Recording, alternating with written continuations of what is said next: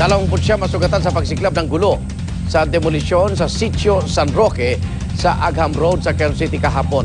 Pinagtatampot ng mga pulis sa mga umano'y promotor ng gulo. Ang grupong Anak Bayan nagprotesta para hingin ang kanilang kalayaan. Darito ang report ni June Veneracion.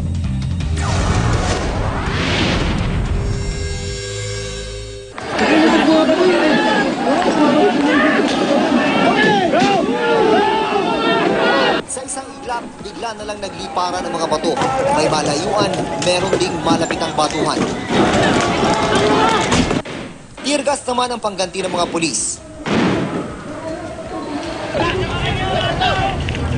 Sa gitna ng gulo, isang nanay ang nakuna naming tumatakbo.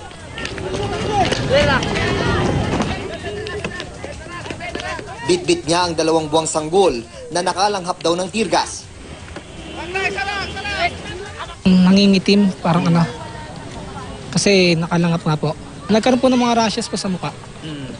Ngayon, pinapatignan na lang po ng doktor. Agad itinakbo sa ospital ang sanggol na kinalalang si Baby Cyril. Kalaunay, pinauwi rin. Nag-demolish kami, mula ron kanina umaga hanggang dito. Alam nila naman, nagde-demolish dito. Bakit naman nandito pa yung mga bata?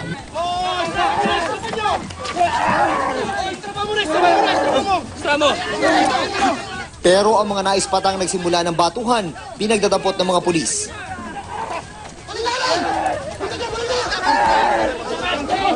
Kahit ang mga nasa loob ng bahay na namataang ng bato, puwersahang hinugot.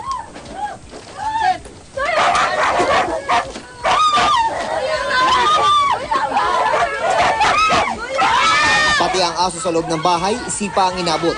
Bakarang makagat ang isang pulis. Dugo naman ng mga pulis na makuha ang lalaking ito dahil tumulong sa kanya ang mga kaanak.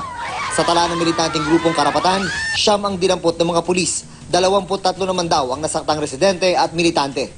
Wala pong masama sa demolisyon. Sana inaayos lang nila at hindi nila sinasaktan yung mga tao. Walang laban niya mga yan. Karapatan lang nila pinagtatanggol nila. Giit ng PNP, hindi sila ang nagsimula ng gulo. 6 naman daw ang nasaktan sa panig ng mga pulis at demolition team ng Quezon City. Maximum tolerance, nandun pa rin tayo up to now. Kita mo na maggalaw ng pulis. Kanina po may mga insidente po kami. Kasi siyempre binabato yung pulis. Supposed to be. Bakit naman kinakailangan batuhin yung pulis? Babatuhin mo ng autobomb, babatuhin mo ng bote, babatuhin mo ng bato. Ang target ng demolisyon kahapon, ang mga bahay na nasa loob ng 11.3 meters mula sa kalsada. Ito ay para bigyang daan ng road widening project sa Agham Road. Noong nakarang taon pa raw, naabisuhan ng City Hall ang mga residente ng Sitio San Roque. Quezon Avenue to North Avenue. Almost 1 kilometer.